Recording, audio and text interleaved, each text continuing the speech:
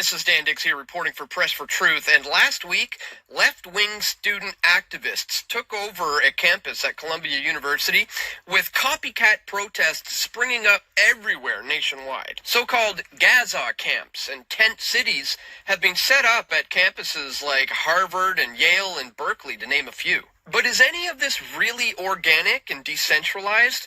Or is there a lot more here going on behind the scenes? I mean, just look at the response that some of these students give when they're asked about what they're protesting about. They don't have a damn clue. What would you say is the main goal with tonight's protest? I think the goal is just showing our support for Palestine and demanding that NYU stops. I honestly don't know all of what NYU's doing. Is there something that NYU's doing? I really don't know. I'm pretty sure they're... Do you know what NYU's doing? About what? About Israel. Why are we protesting here? Palestine will be free! I wish I was more educated. I'm not either. The masked woman there says, "I'm not educated."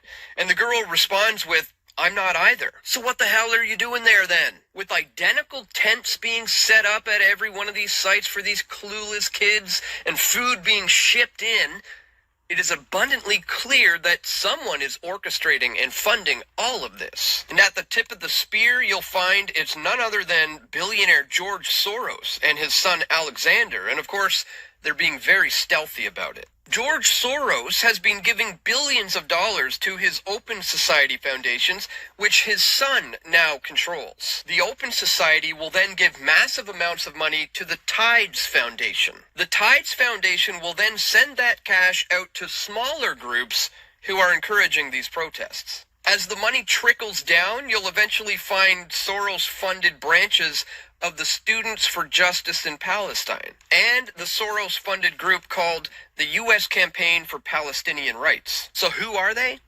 USCPR is a political home for all who believe that freedom for the Palestinian people is an integral part of achieving our collective liberation. We provide resources and strategic support to the U.S.-based Palestine Solidarity Movement, channeling grassroots power into positive change in U.S. policy and public opinion.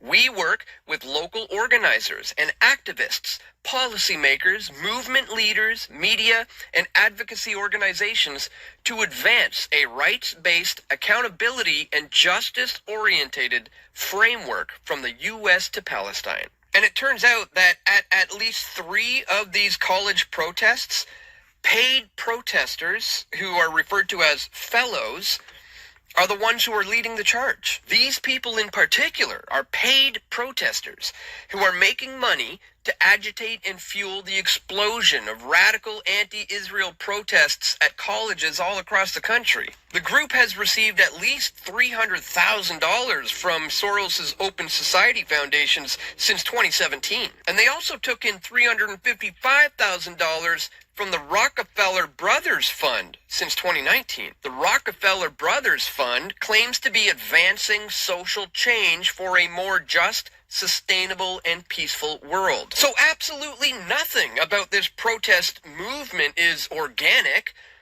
It's all about seeding division in a divide and conquer tactic. Order out of chaos is their modus operandi.